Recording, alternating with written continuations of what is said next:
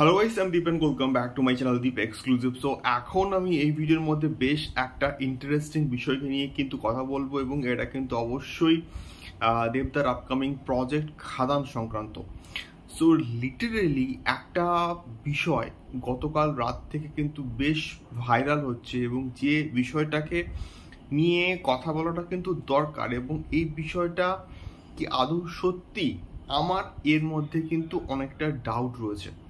তো বিষয়টাকে একটুখানি খুলে বলা যাক। সো গতকাল কিন্তু একটা পপুলার একটা পেজ তারা কিন্তু টুইট করে যে খাদানের অফিসিয়াল ট্রেলারের সেন্সার হয়েছে এবং বেসিক্যালি ইটস আ টিজার। তো বিষয়টা হচ্ছে, যদি খাদানের টিজারটা সেন্সার হয়ে থাকে এবং এখানে কিন্তু পুরোপুরি মেনশন করা আছে যে 20th of August কিন্তু খাদানের টিজারটা সেন্সার করা হয়েছে। তো খাদানের টিজারটার ওখানে কিন্তু রানিং লেন্থ আছে 1 মিনিট 23 সেকেন্ড, ঠিক আছে। এইবারে এখানে কিন্তু লেখা আছে যে ট্রেলার অফ খাদান, এবং বেসিক্যালি ট্রেলারটা এত কম ডিউরেশনের কিন্তু হয় না। ট্রেলারের লেন্থ মিনিমাম 2 মিনিটের কিন্তু ওপরে হয়, আমরা প্রত্যেকে কিন্তু জানি। তো it's a basically teaser. So খাদানের টিজারের সেন্সার হয়েছে 20th of August এবং সুরেন্দ্র ফিল্মসের কিন্তু ওখানে লেখা আছে পুরোপুরি। এবং তার সঙ্গে সঙ্গে বিষয়টা হচ্ছে, এটা কি আদৌ একটা সত্যিকারের খবর নাকি এডিটেড একটা ফেক নিউজ? এটাকে আমার অ্যাটলিস্ট মনে হয় যে ফেক নিউজ।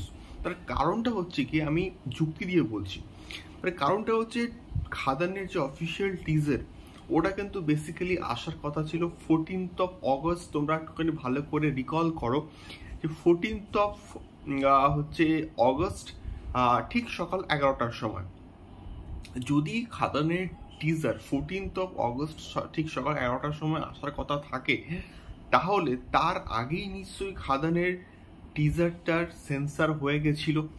তাহলে এখানে যে গতকাল যে ছবিটা ভাইরাল হচ্ছে সেখানে যে ডেটটা মেনশন করা আছে সেটা হচ্ছে 20th of August। তাহলে এটা হয় কি করে?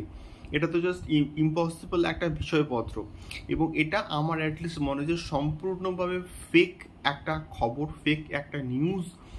তার কারণ এর মধ্যে কোনো রকম যুক্তি নেই। যদি খাদানের টিজারটা 14th of August রিলিজ করা হয়, করার প্ল্যান ছিল, তাহলে তার সেন্সার সার্টিফিকেট তার পরের ডেটে হয় কীরকম করে?